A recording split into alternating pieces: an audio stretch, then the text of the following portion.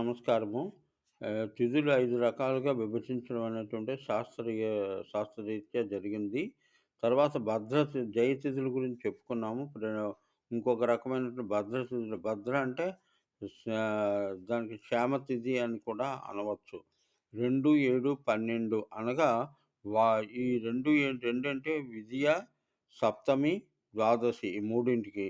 ఈ మూడింటిలో చేసేటువంటి కార్యక్రమాలేంటంటే, వాస్తు సంబంధితమైనటువంటివి కార్యక్రమములు, ఉపనయనములు, యాత్రలకు, రాజసేవకు, రాజ్యాభిషేకములకు, విద్యాభ్యాసములకు మా చాలా వరకు పనికొస్తుంది. దీని యొక్క ఫలితమేంటంటే, శుభమే కాకుండా సుఖాన్ని కూడా ఇచ్చేటువంటిది.